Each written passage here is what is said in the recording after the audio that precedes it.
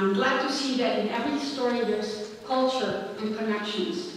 And there's other languages to be learned. And today, as I was thinking to prepare for this talk, I was like, what am I going to say? How am I going to say? I have so much to say. And I'm a talker, and 18 minutes is not enough. So I know that they'll be filling up that time for me. But I was asked to talk about the Latinos in Berkshire County. And I'm not going to tell you any statistics, because that seems to be what reduces us to, statistics. And I took that picture last week, and for some reason, I redid this presentation many times. And I said, okay, I have to put that picture there, just because there's a few lights in the dark, and there's a light in the sky. And I call this presentation Vecinos, which means neighbors. And I think today perfectly is a good day to talk about neighbors, because we are among neighbors. But before I talk about our neighbors, I'm going to talk about this place that we call the desert. And the desert is a very dangerous place. And people don't go there unless they have to. Many of our neighbors, our vecinos, have to come through the desert. And the desert can be real, like the Arizona desert with a Mexican border line, man-made lines, and dead toll lines. Or it can be a symbolic place. One thing that I want all of us to remember is that the desert is a really dangerous place. And people don't go there unless they have to. And because our Latino Americans in Berkshire County are immigrants, we must remember that for many of them, the desert was not symbolic, for real. But I'm going to go into the symbolic desert, and I'm going to talk about a family that I hope everybody remembers, because they have managed to stay in the American pop culture for the last 50 years. For 50 years, we know the Von Trapp family, a happy, smiling family. You know, but life was fun. When we think about the Von Trapp family, we think about music and life and joy and laughter and making clothing out of curtains. And it was a happy story. And this story actually has its happiness gone away because things changed. Things changed for the Von Trapp family. And the father was forced to make a decision. He didn't have to take his children through the desert, but yet he had to take them through a very dangerous place. He was forced to take his children over the mountain to flee for freedom, for opportunity. And that's how his story and the story of man connect. Because parents don't take their children through the desert unless they have to. No matter how luxurious or simple life is, we all know that the richness is in our family. We can see a happy mother. Doesn't seem very wealthy, she's sitting on the floor. But there she is with her child. She's a Guatemalan woman, like many others, who have probably had to make choices when things change, when life is threatened. In our collective awareness, I don't think that we think about Guatemala as a place in turmoil. According to some records, it says that in the 1960s, when their civil war started, and it ended in 1996, but some would argue it's still going on. So, as with the Von Trapp family, people sometimes have to make decisions. And maybe like Nancy's grandmother, have to do things that we don't think we have to do for survival. And yes, parents, let me go back. Parents take their children through the desert, even if it's a dangerous place. Not because they want to, but because they have to. Now I'm supposed to talk about the Latinos in Berkshire County, but I cannot only talk about Latinos in Berkshire County because I work with immigrants from all over the world. And as I was putting this presentation together, I saw a few things that I have to include here, and that just happened last week. So this presentation is fresh. But on the right top corner, I put a picture of a protest of mothers who are protesting for the disappearance of 43 college students. 43 college students who went to manifest, let's say I don't like Mayor in Pittsfield. I don't like his policies. So as they were boarding on a bus to go to make their protest, the wife of the mayor said to the police, get rid of them. There are 43 college students that are disappeared. Everybody knows they're dead. Also on the top left corner, I put a post of one of our students, one of our neighbors, one of our vecinos, who is from Guatemala. Guatemala has just gone through a political election. The president, who was the chief military officer, was declared guilty of crimes against humanity, but was released because he was too old. And this young man who lives here in the Berkshires, and maybe some of you know, because I know some of you know, Clemente Saki, is using social media to highlight the problems in his country and at the same time to talk about what he dreams about, what led him to leave his country and what will bring him back, which is a democracia sin disfraces, a democracy without disguise. The picture on the far right bottom corner, I had to put there, and it was a very disturbing picture I saw from one of our students from the Punjab region of India. She just posted that last week, and I saw the pictures and I didn't understand, and I saw the violence and I didn't understand, and I said, can you please tell me what is this all about? I don't get it. So she is a Sikh, and Sikhs in that Punjab region of India are being threatened because of their religious beliefs. Some people think that the problems were in the 1930s, some say there was in the 1940s, 1980s, 1990s. I went online, I tried to find something, there was nothing. She told me it's been blocked. But last week, at a temple, Sikhs were attacked. The BBC actually released some information, and that's what made her family come here. Her father could have been dead like his brothers were. And I just put another picture there of the Ukraine, because we also have Ukrainian students, and of course we know that there's a civil war going on there, and there's political turmoil with Russia. And I could have put so many other pictures, but I know I only have 18 minutes. And in the corner, I put a picture to remind myself to tell you about these. When I was a kid, I used to come to the summer camp here in the Berkshires, and at night we would sing Goodnight Circle songs. And of all the songs, there was one that captivated me and puzzled me, and he said these. On a wagon bound for market, there's a cat with a mournful eye. High above him, there's a swallow, winging swiftly through the sky. Stop complaining, said the farmer. Who told you a calf to be? Why don't you have wings to fly with, like the swallows who proud and free? Calves are easily bound and slaughtered, never knowing the reason why. But whoever treasures freedom, like the swallow, has learned to fly. Who told you a calf to be? Who told you to be poor? Who told you to be indigenous? Who told you to be of a religious sect? Who told you? Why don't you have wings to fly with? Like the swallow, so proud and free. I didn't understand that song. It captivated me as a child, and it still does. And I truly believe that that song is their song. Your song, our song. The song of anyone who cherishes freedom. And it goes back to old stories of people who boarded trains and left their family behind. And this story came to me just on Friday. I said, oh, forgive me, my presentation is late. But I went to Mount Holyoke College, and so I was reading something on the web on Friday, and it was something that started with a letter of young girls who wrote to Mount Holyoke saying, we would like to apply for a scholarship to the College of South Hadley. That letter sounded so simple, and it sounded so similar to the letters I sometimes receive on email from people all over the world who want to come to the prestigious school of Berkshire Community College. That's what they say. And they also ask me for financial aid and scholarships, and I have to tell them that we don't have that.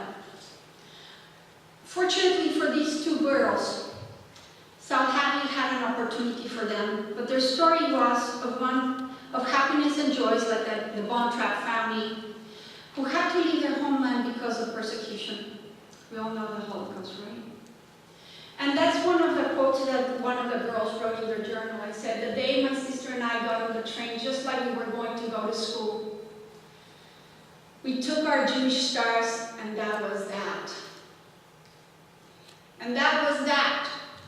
For some people, there's no Jewish stars to remove, but there's poverty and persecution from the Maras, which are terrorist drug dealing groups in Latin America, from the drug dealers that we've heard a lot of. So sometimes brothers and sisters jump in these trains that they call the trains of death, el tren de la muerte. And some of them make it and some of them don't. But they jump on the train or they jump through the fence. And that's just that.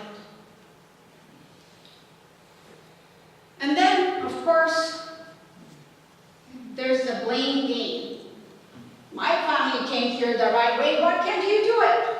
I don't know who that guy is. I don't know if his family came the right way. But clearly last weekend there was a lot of debate about that. Which is the right way to go to any place? Which is the right reason to go to any place? I really don't know. And I don't think the United States knows either. I don't have time to talk about the immigration debate, but we can agree that the immigration system in the United States is broken, it's confusing, it's crazy. But people find themselves looking at a scarecrow, figuring out which way they're coming in, but they're coming in. And I'll tell you about the people that have the privilege to work with. They're from all corners of the world. They're all colors. There's all shapes, religions, political inclinations, and beliefs. They come here because they are looking for freedom. Many of them are like me, like from Mexico. Some are from Guatemala, Colombia, Chile, Argentina, Peru, Ecuador, El Salvador, right? China, Cambodia, the Ukraine, Russia, Haiti, India, the Punjab region. They're young people who either came here by themselves or came with their parents because they were afraid of their life. The Colombian conflict is not that long ago, right? The Guatemala, we don't think about it. The horrible things that happen in Mexico is a war that is not labeled a war.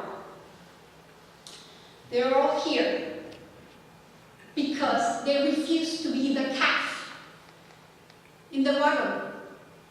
They refuse to be the one who says, who told you to be that?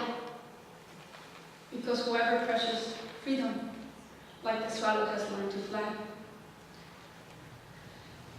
For some of them, they came here as children. They have graduated from our high schools.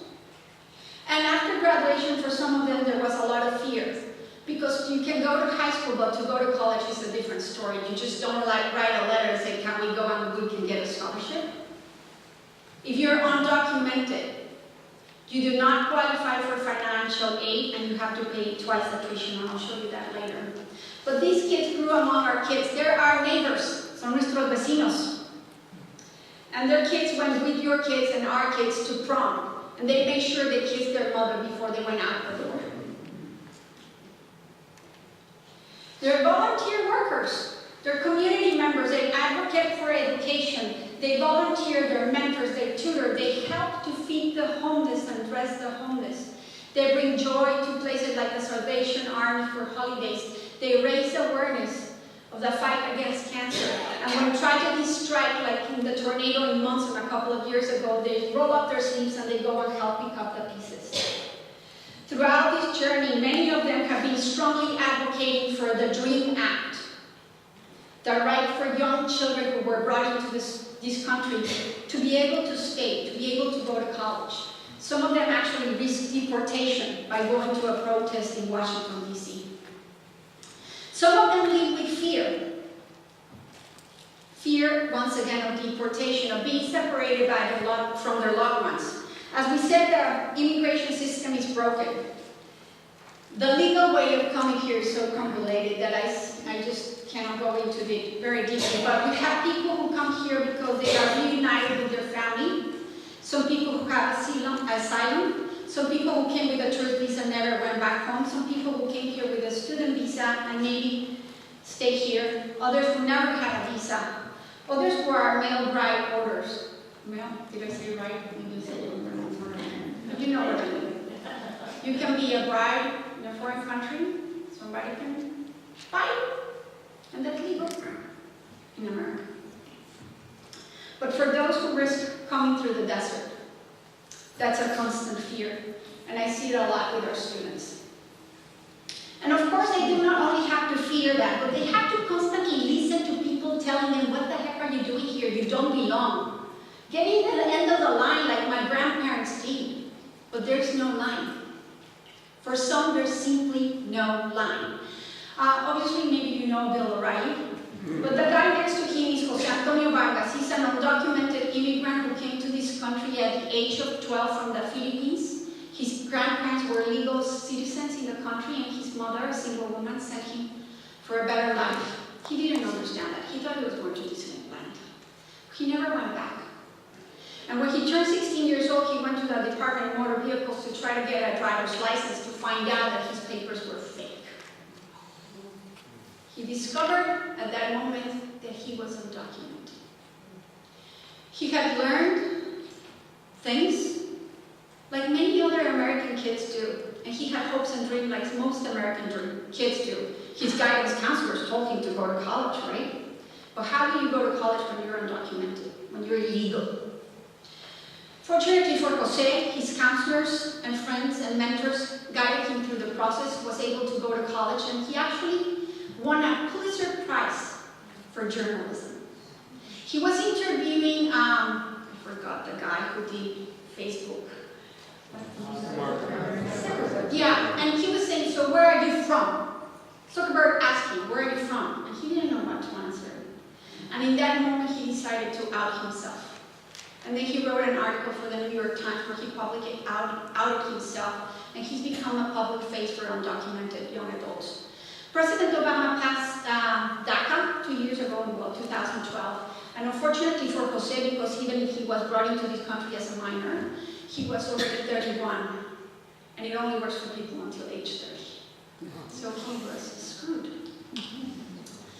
But Jose has taken his advocacy to the road. He came to MCLA, and last fall we went to visit him. There's a bunch of BCC students there. Some legal, some illegal, some documented, some undocumented, some American by birth, some American by marriage, some American by work permits.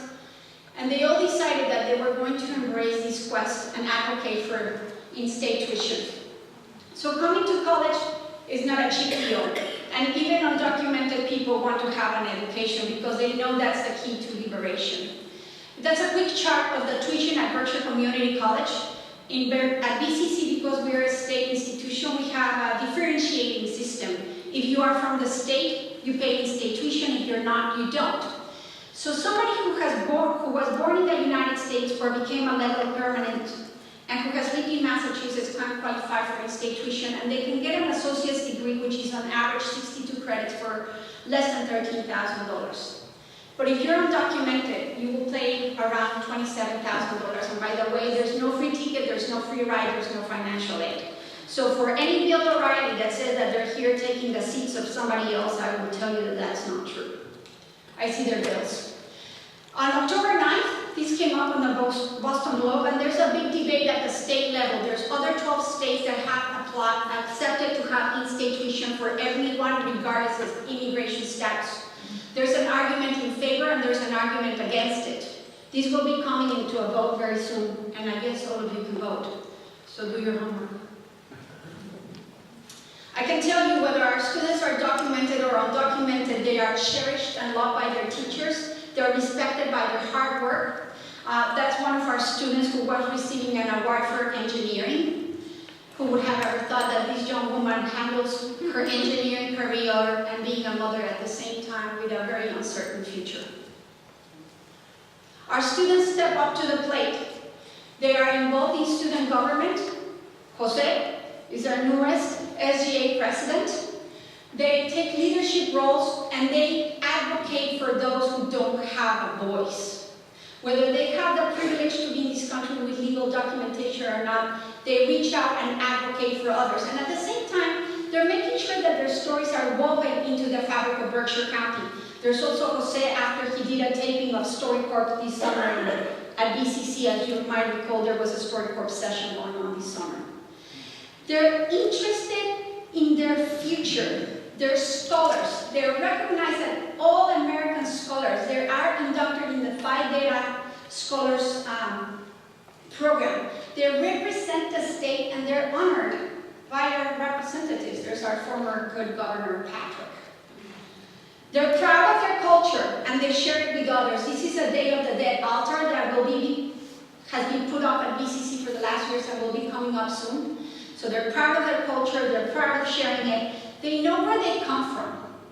The countries they left is where they first learned to speak, the first foods they tested, the first loves. So they're divided between the country where they grew up and the country that embraced them. And they are also setting roots here by starting young families. They know where they come from and they're glad to be here. The moment they can, they become American citizens and they brag about it. They embrace the values that make this country such an important country of freedom and equality. But then there's those who are still in the journey, pretending that one day there will be for them, hiding in the shadow because they cannot be public. And in the shadows, they keep on working for their future, as uncertain as it might look, as hidden as this must be, because they believe that with education and higher education, they will be free. They have role models and heroes and ideal colleges to go to, even if they know it's very difficult for that to happen. They know that democratic systems can work, so they reach out to their elected officials and they advocate for those who don't have a voice. They want people to know they are here, they use their voice, they're loud and clear, and they say, we are here. In spite of the fact that some will call them criminals, rapists, pimps, prostitutes, diseased people. They stand tall and they speak up. They speak up against hatred because that's what it is. We've heard it happen in other places before. And for those who have the right to, they will certainly vote. But whether they have the right to vote or not, they know that their lives is not predestined, like the calf in the song that I like so much. They are not complaining, they're working hard, and they believe, like the swallow, they too can fly.